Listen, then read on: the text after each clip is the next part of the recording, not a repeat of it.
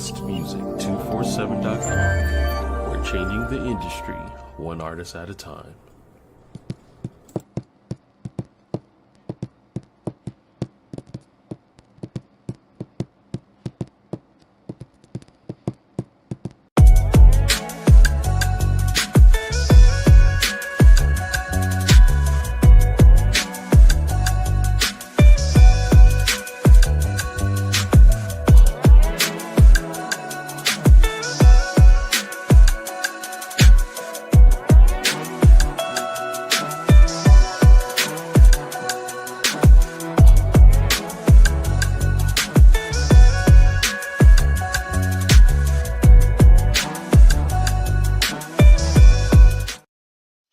What's good? What's good? What's good? Welcome to another episode of the Louisiana Lyricist Lounge. I am your host, C.R.A.M the poet. And tonight's show is a little bit different, man. Tonight we're going to have us a good old-fashioned cipher, man. C.R.A.M session cipher. I'm not going to really take up too much of your time. I'm going to have these artists introduce themselves. But tonight is going to be 3 rounds of poetry, speed round style. The first round, the poems will be focused around mental health. The second round will be introspective pieces. And the third round will be social justice. So without further ado, let's go ahead and bring up the superstars for this first round. We have Soul's Ink Pen coming to the stage. Ty Black coming to the stage. Beauty, the poet, welcome to the stage. Lady Crucible, welcome to the stage. Oh man, what's good? What's good? What's good? How everybody doing? Doing pretty good. Motivated. Hey, I can't complain. I can't complain. That's We good over here. That's always a good thing. Always a good thing. So, all right, let's get ready to get to this list. Soul's Ink Pen. Everybody else, mic up. Soul's Ink Pen is gonna lead us off, man. Take a few seconds to introduce yourself and then blaze that stage. I'm finna start blazing. Ladies and gentlemen, I demand your attention. I ain't asking for subscription. This ain't a poem. It's a mission. Strap your flaxen cover, get on your gear and let's move. This is more than hip hop and poetry. This is laced up boots. See, it's the G-Town master, the microphone attacker. I'm the switch hitting corpus with what I live. I'm not an actor. Just an inner city poet out here searching for souls in a poetic city, under bridges, looking for trolls because I can see the gem in anyone. Stand out in the crowd, still rocking my crown. Smart brightest my wire, son. Can carry the weight. I was made for the battle, and yo, my time has come. Soul's Ink Pen moving the needle. I'm here to lead you to freedom, and we have just begun. This piece is dedicated to our fellow veterans. 3051. See, I have 1,183,433 reasons to cry while spitting this piece, but I'll try not to.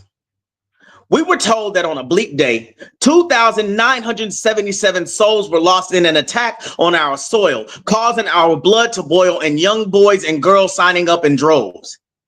When it came out that they wore turbans, all of a sudden, anything resembling a Muslim became the enemy. Suddenly, we saw people that sold us groceries being beaten openly in the streets. See, I was in high school, 10th grade. First hour computer class, when the news came in and we saw planes hit the towers, then somehow Building 7 mysteriously collapsed. Ironically, in the UK, it was reported 3 minutes before it ever happened, but don't believe me. See, I shared it on my IG, and now I'm just waiting on them to take my shit down and end up in social media jail again, all because Building 7 didn't want to miss out on all the fun, but I digress. I graduated class of 2003. But the day of the happening, I was so angry that I knew in third hour I'll be in Black history and the work will be short, which gave me time to jump on the computer, sign up for the selective service draft, which I knew would be my ticket to go kick some ass. But my teacher wouldn't allow me to because she knew my older brothers, they were already in the Marines. And she was worried about them as well as some of the other crew that left our school. Ironically, some of them never made it back. I guess I should play taps. 2006, I convinced my brother to enlist me because the recruiter I was dealing with was a shitbag to say the least, and you can tell by his DD-214s. Again, I digress. My brother reluctantly did what I asked, and he allowed me to swear in on my 23rd birthday. I left on 3 January 2007, was Oconus most of my time in, begged for a deployment to a combat zone, and when I got there, I was all in, but I'm a 3051. I'm supply. So while I can go on convoys, we didn't have any leaving the fob. So I didn't get to go off to do the job that I was trained to do. And that bothered me. But here's what bothers me even more. We would get the stories from the front about how we're getting them all the gear that they need as fast as they could ask. And they're taking the fight to the enemy as fast as they can blast. And we're sending messages like, remember your training, acronyms like BRASS, breathe, relax, align, sight, squeeze. Not knowing that these Marines in the quiet times were guarding fields of poppies. So you mean to tell me there's a war on drugs here in America and you're guarding fields overseas that generate and populate the seed to create heroin? Huh? So when my brothers were in the first push under that maniacal son of a bitch Bush in the quiet times, they were guarding oil canisters? Wait, what the fuck happened to the weapons of mass destruction that would upend and damage America? You know, the ones they told us about. Y'all want to hear something funny? Here's something that I learned since reverting to Islam. If someone comes into your yard trying to cause you harm, it's your job to protect your home and family. And we ignorantly, all of us, called it jihad. Collectively, we were told it meant to go against our God. But let me lay some important information for your mental spaces. Isaac and Ishmael were brothers from different mothers whose father was given a promise. Both would be protected and whose people would flourish and do well. But back to the reason I'm writing this piece, the story I'm trying to tell, I have 1,183,433 reasons to cry while spitting this piece. This is but a rough estimate of the lives lost since the initial attacks from our own government to the ones we've sent young men and women to go hunting. Listen closely. You'll probably still hear the echoes of their unfair screams in your hearts. I know I can as we speak. Whether you're Democrat or Republican, we're all Americans being fucked by the same seven-headed dragon with sharp teeth. No life, and I mean no life, is safe. No lie is too bold. No person is good or bad as long as their story gets told on the tube. Nation unrest tonight on the 10 o'clock news. C.R.A.M. and C.R.A.M. and others like us swore to uphold and defend the Constitution against enemies, foreign and domestic. But 22 veterans kill themselves daily because we know even if we stood up, we'd inflict no damage because the ones who don't serve and see the bullshit for what it is will never understand what it's like to live the lie, smile, and secretly want to strangle you while you say, thank you for your service. Poem.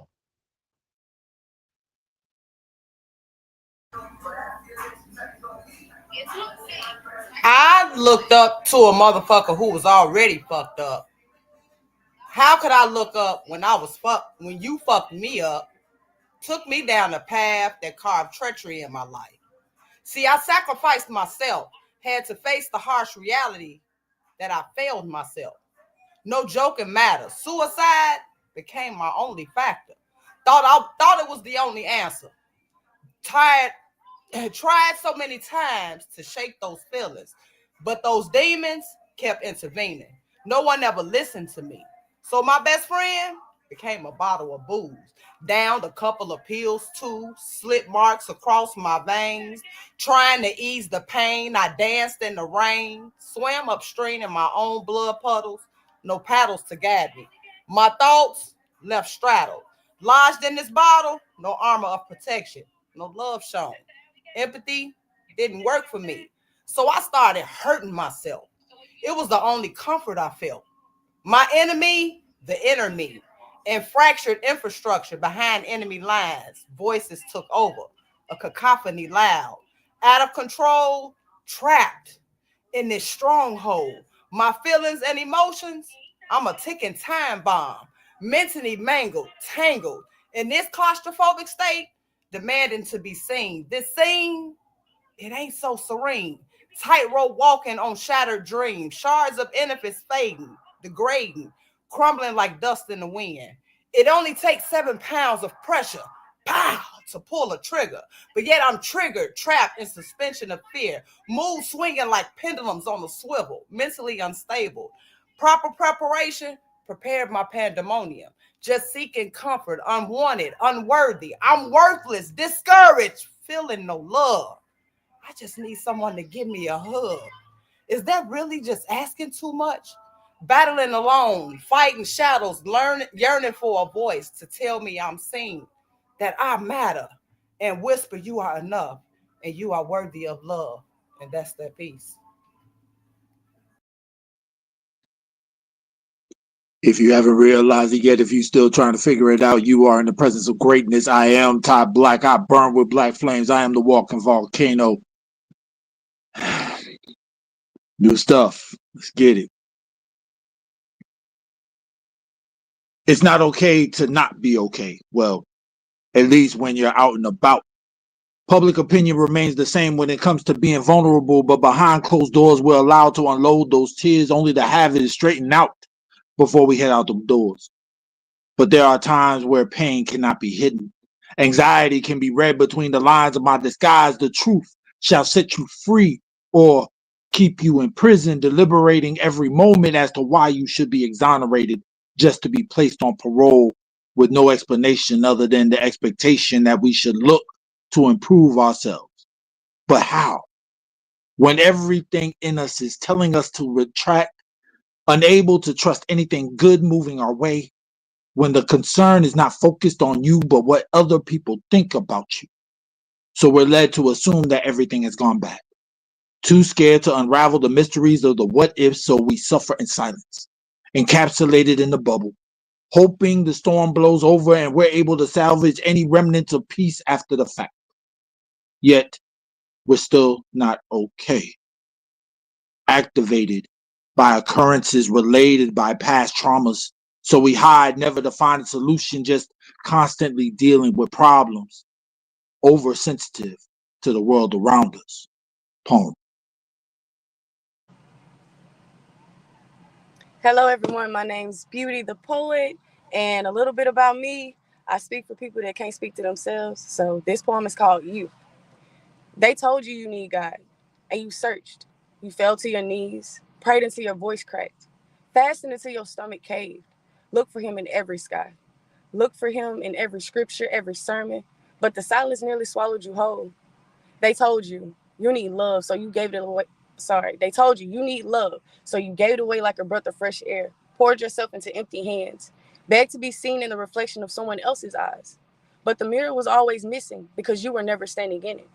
They told you you need purpose, so you ran, chased after dreams stitched into someone else's fabric, worked until your bones welt, built houses where your soul could not rest. But no matter how high you climb, the emptiness climbed with you. But what if it was always you? What if you were the missing piece in your own puzzle? What if the love you ached for was waiting in your own arms? What if the voice you longed to hear was your own whisper beneath the noise? What if the purpose you never had, and what if the purpose was never in the doing, but in the being and simply choosing you? Because God, the one they told you to find, the one you kept reaching for like an untouchable light, he left fingerprints of himself in your DNA, pieces of divinity buried beneath your skin, and the way your heartbeats rise and the way your lungs rise and fall, like tides pulled by the moon. You were never without him. You were never without love. You were never without purpose. You just need to come home to you, to stand in the wreckage, pull the shattered pieces close, and breathe life into the spaces you abandoned. To say, I am here, I am whole, I am enough. Because the moment you find you find everything. Poem.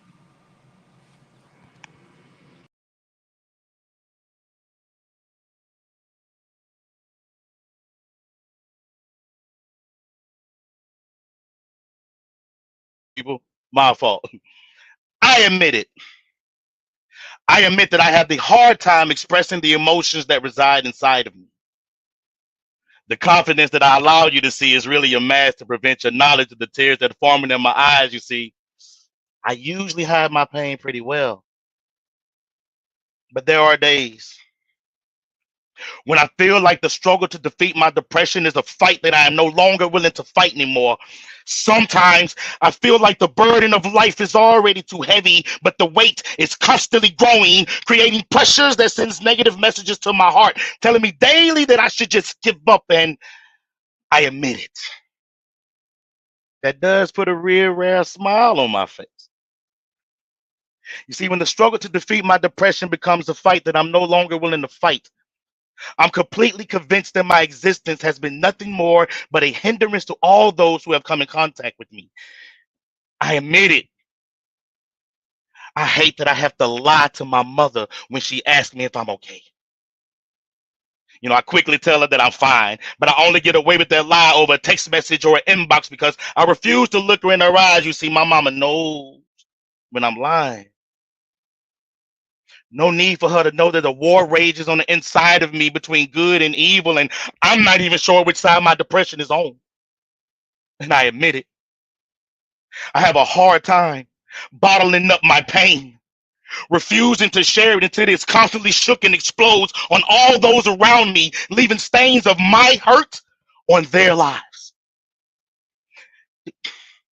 Do you have any idea how hard it is to wash your pain out of a heart that lives in somebody else's chest? And I admit it. Sometimes I want to end it all. But on those days, when I feel like the struggle to defeat my depression is a fight that I'm no longer willing to fight, I reach for the only protection that I know. I grab my pen and I ink my emotions between two blue lines on college rule paper. The dam of confidence was removed and the tears that I was afraid to show begin to flow, smearing the lines, but I keep writing. I write until those tears stop. I write until the pain ease. I write until I feel like I can make it one more day. I admit it. I have a hard time expressing the emotions that reside inside of me. The forced confidence I will allow you to see is really only a mask to prevent your knowledge of the tears that are forming in my eyes. I usually hide my pain pretty well. But there are days when I feel like the struggle to defeat my depression is a fight that I'm no longer willing to fight. But today, I convince myself to fight one more day. That is the end of round one, man. Oh, that was a great one, great one, great one. So what we're getting ready to do now is go into music break really fast, and then we'll get to round two. We have Tanika Sheree with Make Room.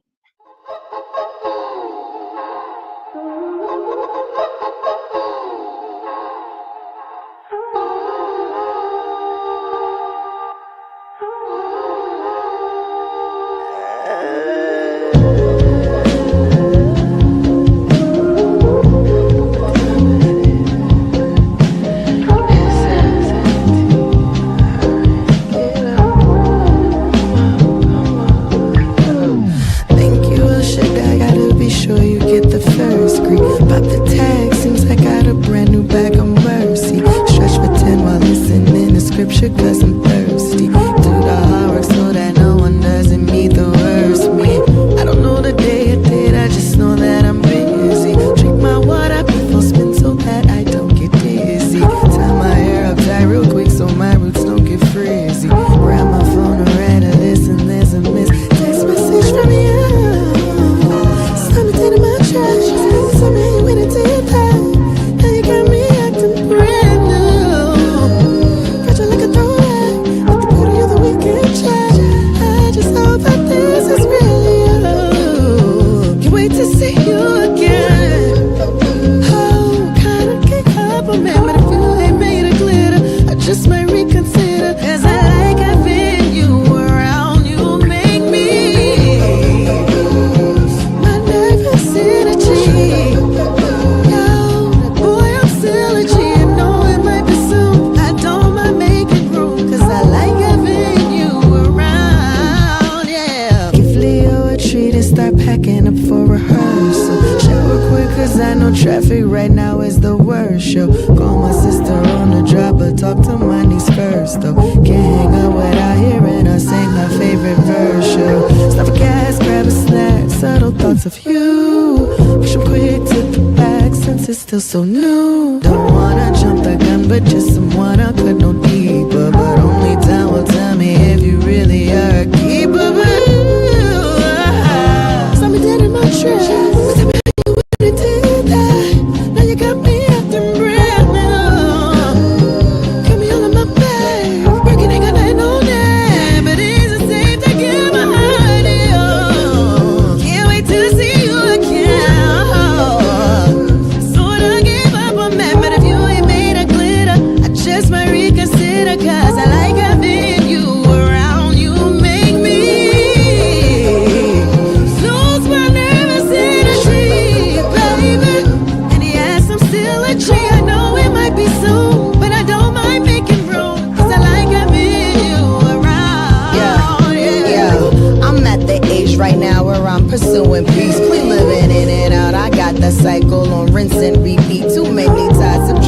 take me out, but I still gain defeat.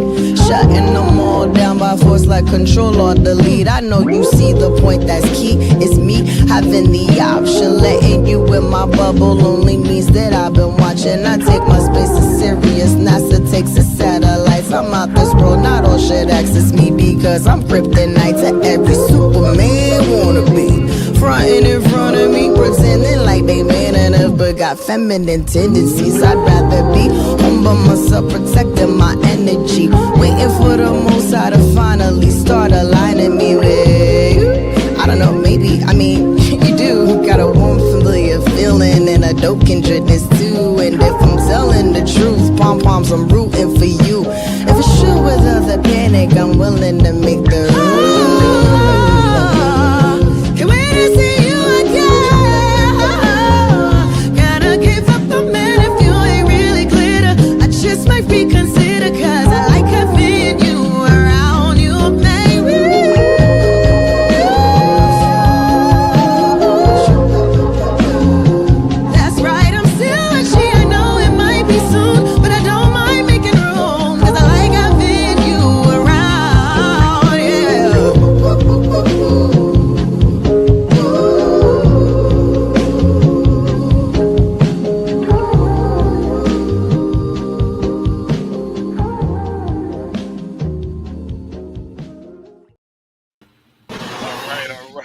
Right. So if you are an independent artist or a spoken word artist, a poet, up and coming comedian that's looking for some exposure, you can go to blastmusic247.com and register for free. Blast is also looking for the fans. If you're a fan of great music, great poetry, you can also register as an unlimited fan for free. Blast, we're constantly changing the industry, one artist at a time. That artist was Tanika C.R.A.M. You can find her on blastmusic247.com. Make sure you sign up and follow her. She is something kind of dope. So we're getting ready to go into our second round, which is faces. Introspective faces. Did we lose somebody? Okay.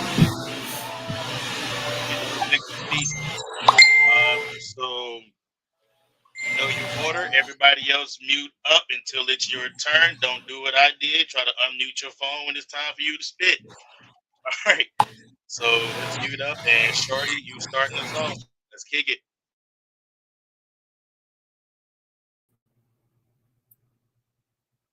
I confess.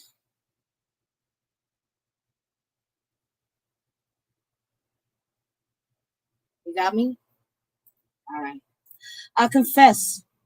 We met on a sunny day. For some reason, when promptly I was told, don't sit next to me. I don't want anyone to know that you're my sister. Sitting with me in silence while tears weighed my shirt down, pulling at the collar. Rejection digging its claws into my heart like a dog in the heat of an attack. You stayed when youth was bubblegum and rainbows, even when it was first tainted with the taste of resentment.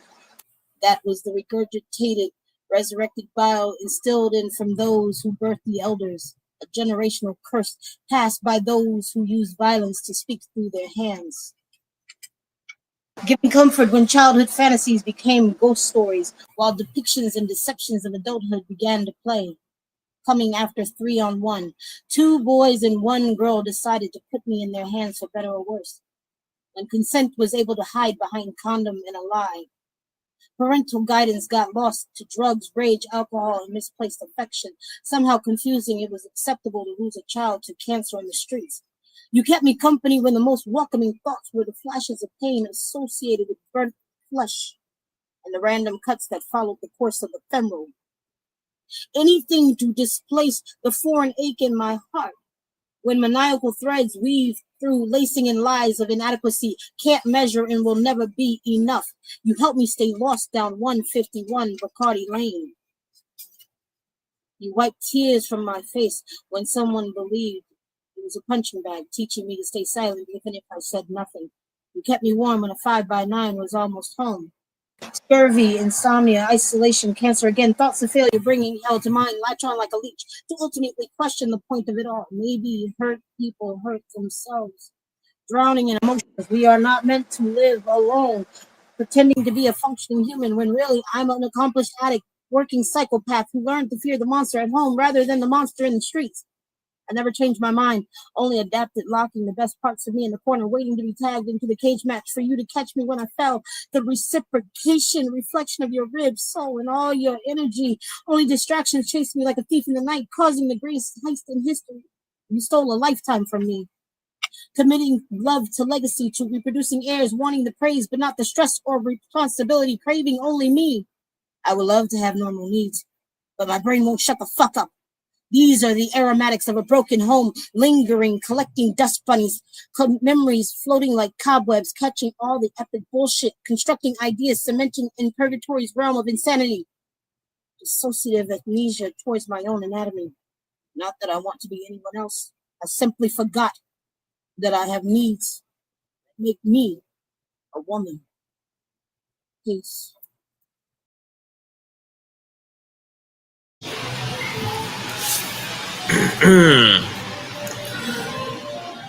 It's me. Hi, and thou know it's me. Eternal sunshine of rhymes in my flow. From Trinidad's sweet soil to today goes golden glow. Find me in the cyberverse. Thou know X. You'll find my books all placed in the Amazon. Just search and y'all know. And now this is gonna be brutal. Garden lush with velvet lies, whispers dance and pretense flies. I wander through the fragrant bloom, unaware of shadows in the room. Each mask of flower vibrant and bright, hiding thorns that pierce the light. I pluck my own with trembling hands, revealing roots from barren lands. Behold my truth, called aloud, met with scorn from the guarded crowd. Laughter turned to chilling breeze. Friends become phantoms, lost in their ease. I saw my core in mirror's gaze, while heart unchained, wanting more. Honesty, a brutal storm, left me exposed, stripped, and worn. My family's face, once warm and dear, turned to stone, their love and loyalty unclear. You shame our name with your naked soul. Return to the shadows, play your role. In the dark, I found my true kin, those who dared to shed their skin. We forged a bond, fierce and true. In the wild, we learn to renew. From ashes of silence, we rose through, no longer bound by the false and few. Every truth a flower grew, a garden fierce. Love breaks through. Let them all fade who wear the mask. In brutal honesty, freedom bask. Though I stand alone, my spirit ignites. In the embrace of truth, I find my light. As the world may turn away, in the arms of honest, I shall choose to stay. In brutality, I have found a family of souls, a lounge where love abounds and cut.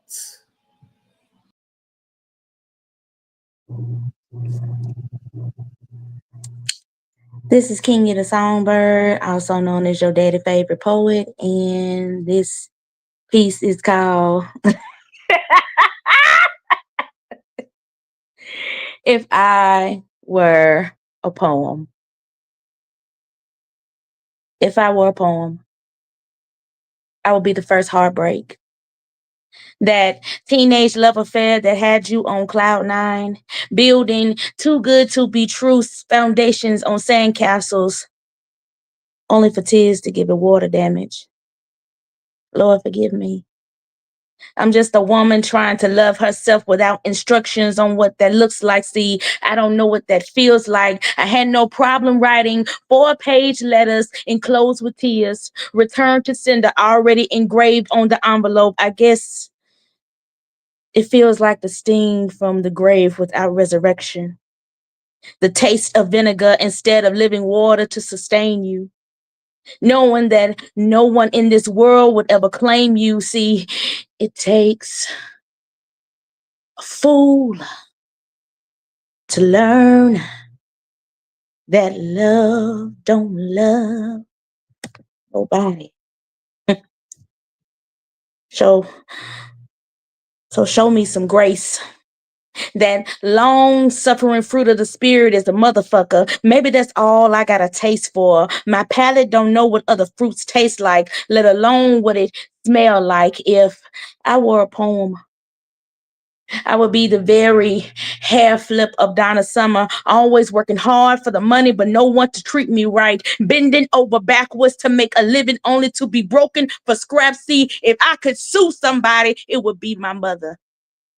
Making poor ass life decisions on my behalf. I never consented to you fucking my daddy, forcing me to travel light years into a shit show. I was content in not existing to Homo sapiens, basking in his image and likeness. Why, bitch, did you fuck me here?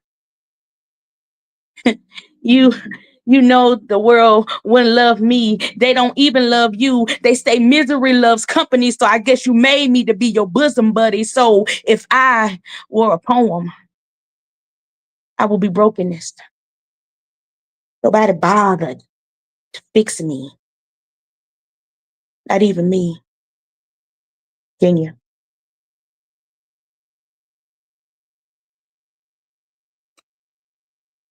Nigga, no one gives a fuck about your feelings.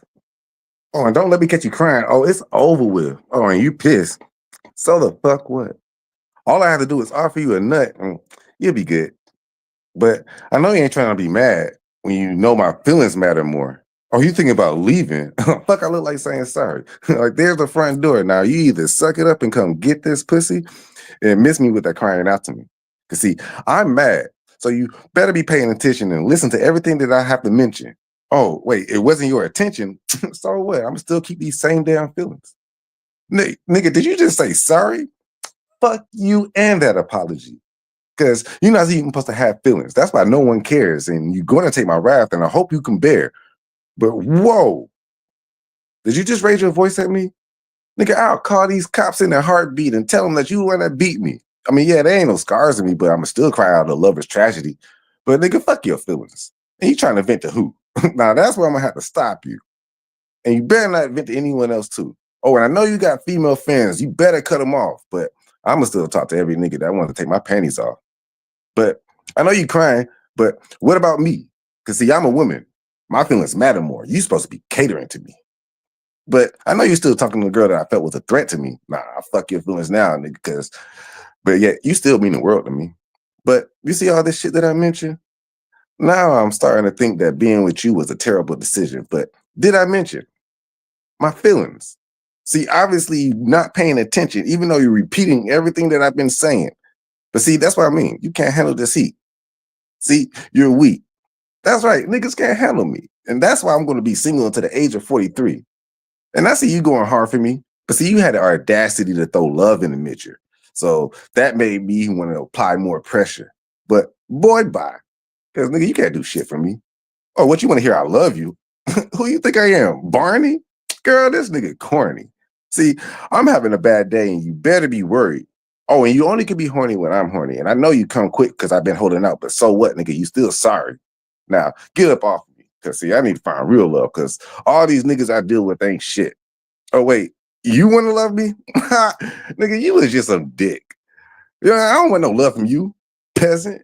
You was just here to be a presence. You was here to give me a sexual experience. But now that I'm done with you, you're dismissed because I have zero relationship tolerance. But I'll be your peace when things get too hard. But first, nigga, you got to go get me the moon and the stars. But why are you stretching? It ain't that hard. I mean, you're a man, right?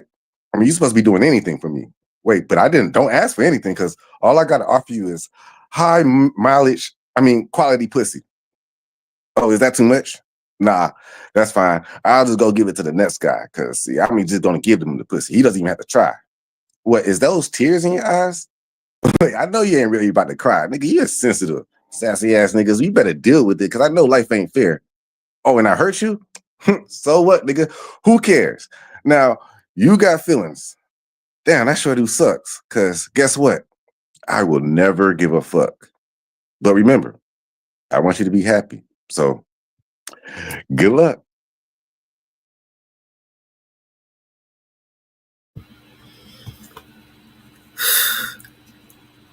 Like, I'm speechless after that. It's like, I'm not ready. My name is Dara Kalima. I was like, where's my hand? That's how you find me.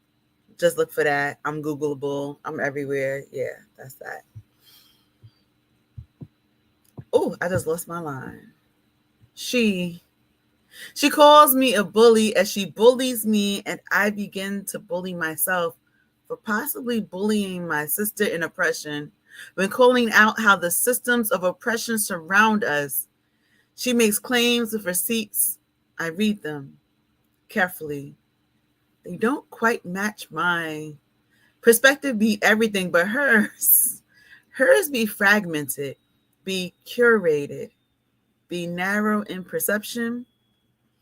I look big picture at the historical oracle's mirror, remembering how fractions cause factions. There's fractures here. Him.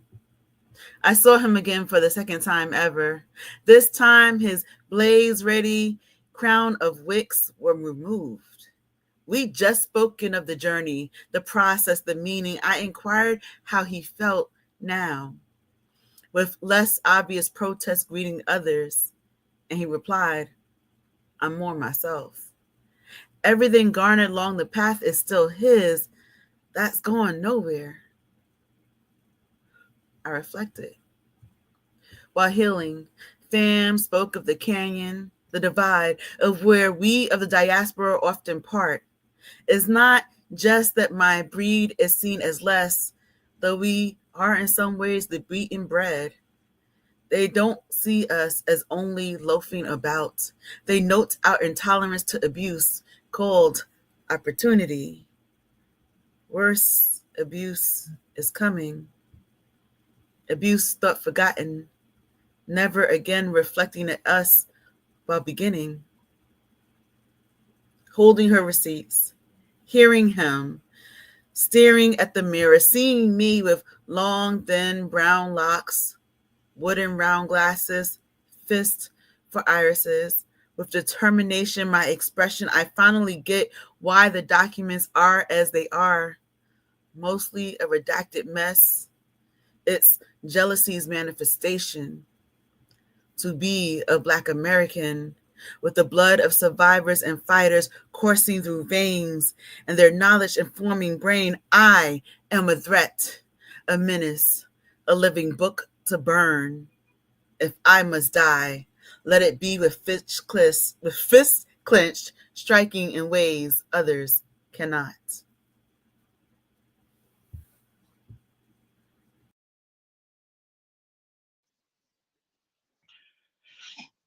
I love you.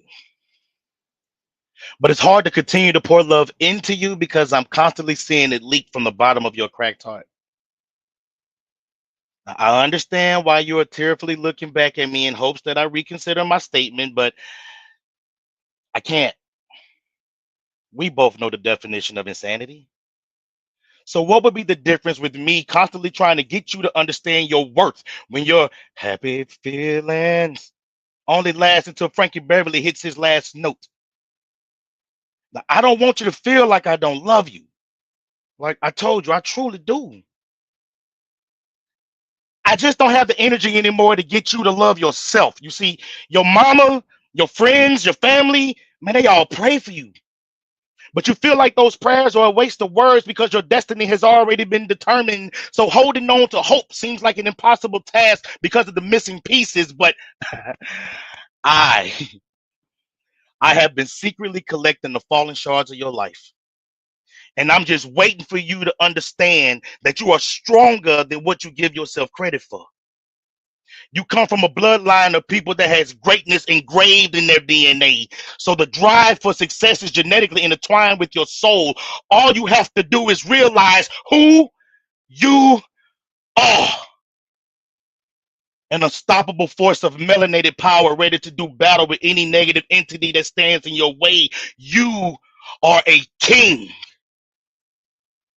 Now remove yourself from this mirror and go be everything that you told you to be.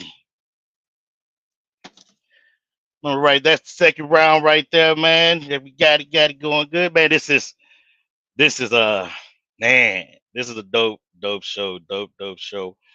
So right now we're about to go into sponsorships. The first sponsor that we have is Zion Imaging. And I don't think that's the right one. Here we go. Let's go on a journey together with Zion Imaging. I want you to see this experience up close. And me as a wedding and event DJ, I watched how everybody had so much fun with Zion Imaging. And a big reason for their success is the team. Yes, Jaron Thomas and his family started this off as a passion project, and they have one simple goal in mind: taking your event to the next level. Whether it's a wedding, reunion, quinceañera, school, or corporate event, Zion Imaging is all about family-friendly fun. And I gotta show you on this tour the high-level technology that quickly sends your video session to your phone, whether it's iPhone or Android. Yes, it's the Zion Imaging 360 spin booth experience, serving North Texas, North Louisiana, South Arkansas, Orlando, and more. Give us a call, 318-469-4265. Check us out on Facebook or book us at Zion Imaging, XYAN Imaging.com. All right, and our next sponsor for this episode comes from my sister, Pop from Poppy's Poetry Corner. Make sure you check her out every Wednesday at 8 p.m. Eastern. One of the hottest, if not the hottest podcast streaming right now. So this is what she's promoting right now, and I'm with my sister 100. Oh yeah, we got the natural way to scrub and make your body feel good. Yo, and we got the men's line. You know I be tapping in. Teas for your body and for your soul. Ooh, we in there. And ladies, we got the flavors you savor. Let's go. All natural, everything. Tap, tap, tap in. All right. All right, so man, this is the third and final round, man, and this is social justice, man. This is gonna be so epic. So everybody has the order. So everybody who's not on mic, that's me. I'm the only one not on mute. Cool. So I'm getting ready to mute up. You know you first. Go ahead and get it.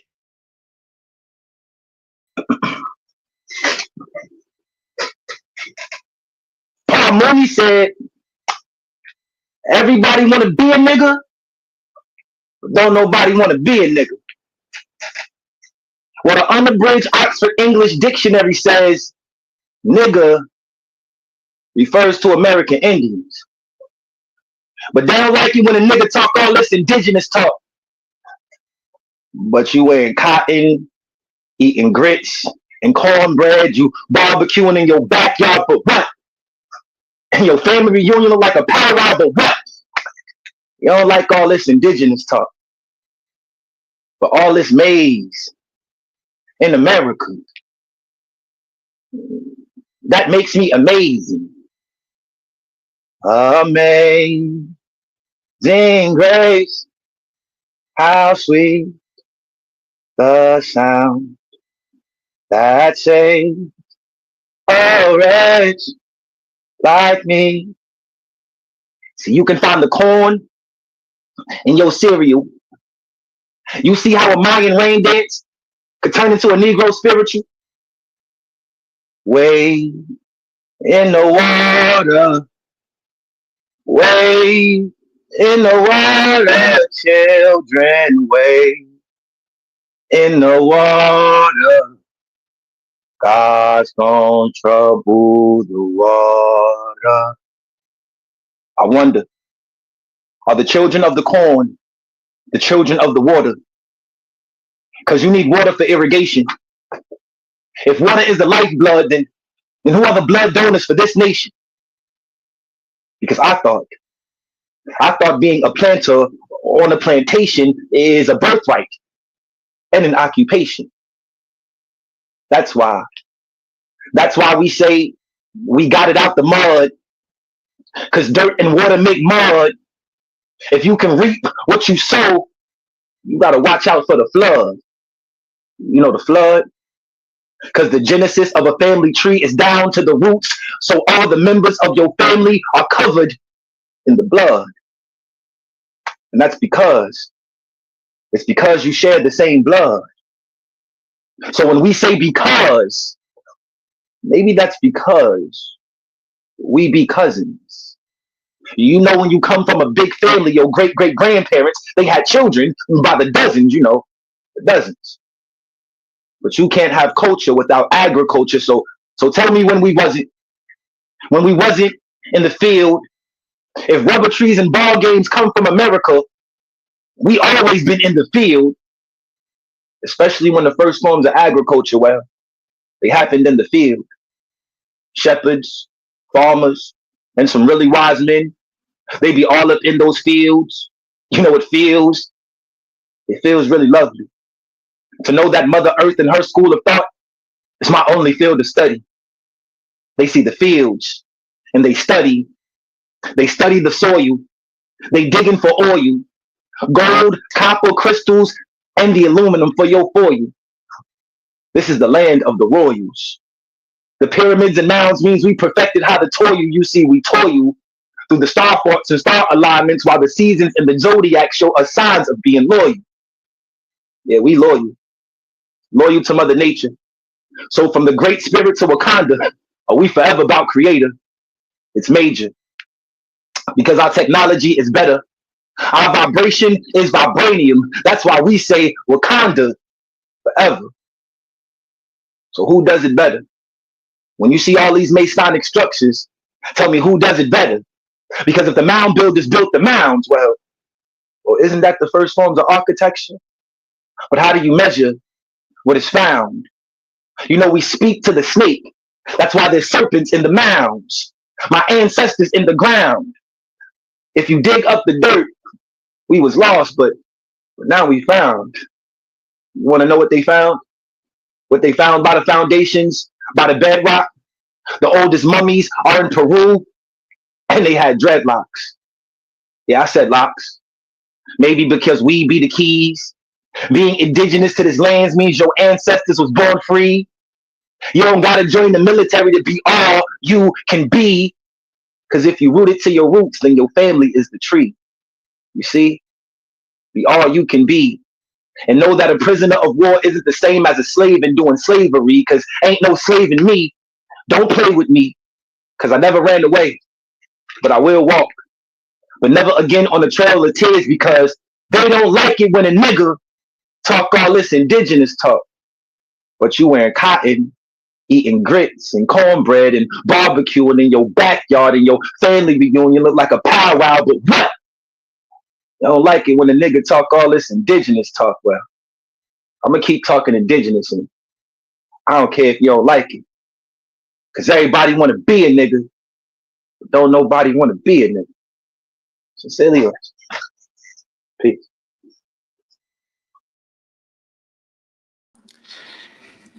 Goddamn, sincere. Just Jesus. I gotta go after that shit. All right, y'all. What's up? It's Eros, aka Logan, poet, chef, author. Um, let's get it.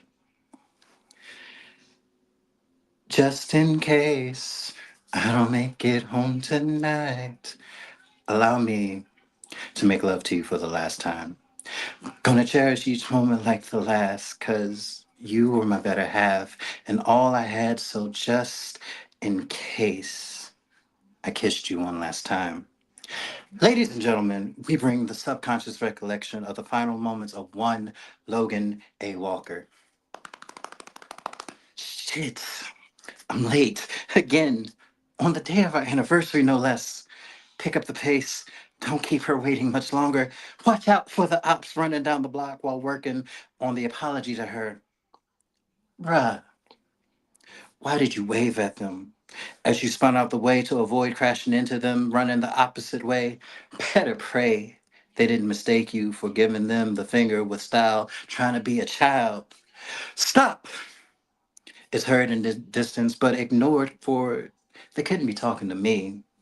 Around the corner and out the corner of my eye, the ops changed direction and were pursuing me. Mistake number two was not stopping. But I was almost home and I was losing rose petals to the wind. Stop running and get on the ground. It shouted again, a little bit closer, but I still don't stop because I'm losing the race against time. Where if I stop, she's gone, leaving me alone for getting consumed with work again. Damn. And that was a reality I refused to deal with. I could see my doorstep coming into view, and more of the ops charging towards me with guns drawn, aimed at the imaginary X on my chest. Nigga, stop, or we will shoot. Officers, I believe you got the wrong man, and I'm just trying to get home to save my relationship because I'm on thin ice in the glass house, and this could be the end. Last chance. Stop and get on the fucking ground. It's like they didn't hear me. Because the next thing I hear is the sound of time stopping in the form of gunshots, center mass, and an innocent black man flatlining in front of his home. Just in case, I'm glad I kissed him one last time because I didn't make it home tonight. Eros.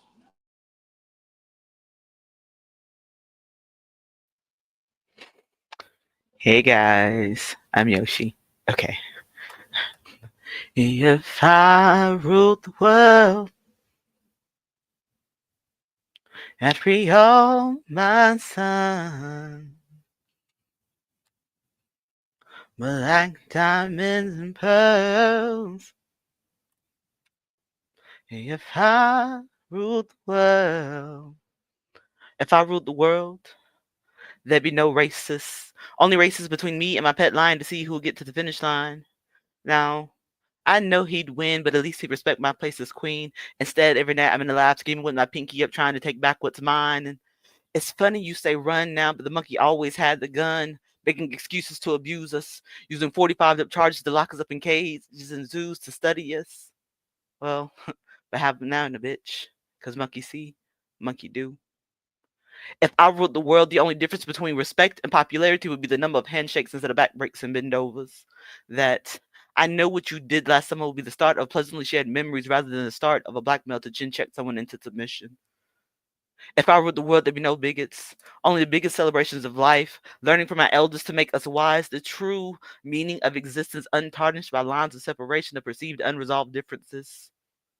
Black and white wouldn't be opposites, just accents to complement the true hues of life. If I ruled the world, I wouldn't have to worry about the color of my hoodie because I'm in a certain neighborhood. I could walk around freely with my hood up to keep myself warm instead of having to put my hands up and becoming a cold body. If I ruled the world, I wouldn't have to be silenced to be heard, chalk art on the sidewalk to be seen, only thought of in jaded memories by those who never really knew me, shape shifted into a martyr message misconstrued because I laid down my life too young to ever know why I stood. If I ruled the world, we would only cry tears of joy and laughter because we would know that when they say that pain doesn't last always, we would know that they meant that pain can only break it if you allow it. That what doesn't kill you makes you stronger. That there is strength in numbers because the village did raise us and our pet lions. But that's only if I ruled the world. And then we'll walk right up to the sun, hand in hand. We'll walk right up to the sun. We won't land. That's that piece. Whew. I am the pretty provocative poet, and I will try to follow that phenomenal poem. This poem is called Freedom Writer. In my black jeans, there's nightmares and dreams, extreme themes hidden, memories of how known enemies have stolen our traditions, copied our religions, historic restrictions. Inside my pride hides Black Panther convictions, black answers for men and women. I still feel the whippings, the torture, the stripping, the slave ships arriving with bodies missing. Unknown souls thrown overboard like fly fishing. I still feel the blood dripping. Bodies broken but living, sacred sanity sadly slipping. I hear the cry of deprived children. I envision freedom missing in the minds of African victims. Manhood stripped and unforgiving. The sound of men and women screaming as their flesh is ripping. Black slave skin stained in crimson. I still see the town's lynchings. Foreigners living within plantation prisons. Listen. Listen to every silent, shortened breath. Smell the reeking, decaying stench. The sight of a black baby's death. No funeral for the innocents left. No proper grave for the slave, but the brave. Oh, the brave have seen the way. Paths to the Underground Railroad laid in braids and rhythms. Drums call to the young. Run, baby, run. Run, baby, run. Massa Akum, Massa Akum. We shall overcome. Police brutality is overdone. God dogs are not man's best friend. God, where is the end? Forget the how, question when. This poem is penned as a reminder. Remove the blinders and run this race. Fight the good fight of faith and free speech. We have these gifts to entertain and to teach. So speak till the walls of racism fall and we all adhere to the call of freedom.